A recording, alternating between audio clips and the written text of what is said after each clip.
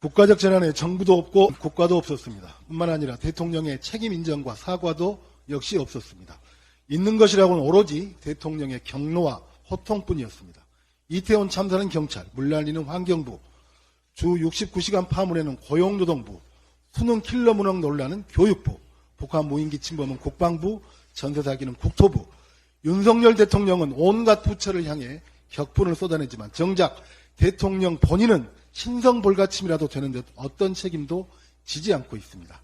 윤석열 대통령은 작년 8월 수도권 호우 피해 발생 당시에 하천의 본류와 지류를 종합적으로 아우르는 홍수 위해 경고 시스템을 구축하겠다고 약속했습니다.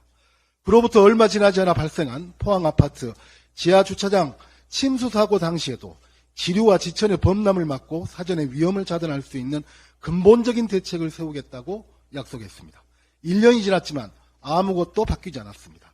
약속에 대한 무한 책임을 져야 할 대통령은 무책임한 발언만 되풀이하고 있습니다. 국정의 총책임자인 대통령이 아무런 책임을 지지 않는데 어떤 공무원이 책임을 지게 하겠습니까? 오히려 당장 서울에 가도 상황을 바꿀 수 없다던 대통령의 무책임한 언행은 일찍 갔다고 바뀔 건 없었다는 김영환 충북지사의 망언으로 이어질 뿐이었습니다.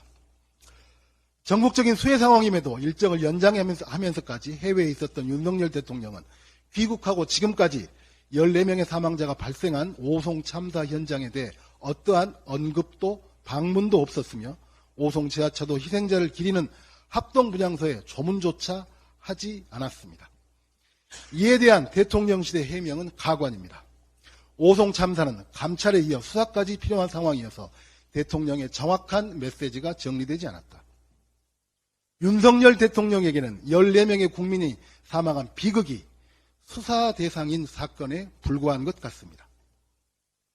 국회 윤리심사자문위원회는 지난 20일 김남국 의원에 대해 의원직 제명을 국회 윤리특별위원회에 권고하기로 한 바 있습니다. 또한 김남국 의원을 포함한 11명의 국회의원의 가상자산 관련 자진신고 현황을 공개했고 그중 이해충돌 소지가 있는 최소 5명의 의원들에 대해서는 국회의장과 소속 정당에 통보할 예정이라고 합니다.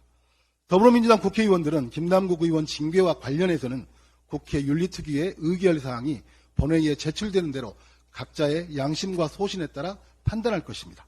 아울러 가상자산 관련 이해충돌 가능성이 있다고 보이는 최소 5명의 국회의원들에 대해서는 각 당의 철저한 조사가 필요하며 그에 따른 윤리특위의 엄정한 조사와 징계 논의 또한 반드시 이루어져야 할 것입니다.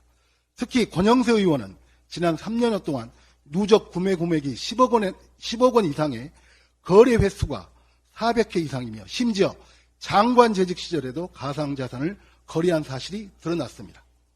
본인의 재직 기간에 남북관계가 최악의 파탄 지경에 이르는 동안 주무장관 개인의 돈벌이를 위한 가상자산 투자만큼은 차질 없이 진행된 것입니다. 경악할 만한 일입니다. 권영세 의원 또한 국회의원과 국무위원으로서 청렴과 성실의 의무를 위반한 결격 사유가 없었는지 철저히 조사해야 할 것입니다. 동시에 국민의힘은 국민권익위원회의 전수조사를 위한 개인정보 제공 동의서를 조속히 제출해 지난 5월 여야가 만장일치로 채택한 가상자산 자진신고 및 전수조사에 대한 결의안의 이행을 반드시 하기 바랍니다. 더불어민주당은 이미 가상자산 전수조사 개인정보 제공 동의서를 전원 제출 완료했습니다.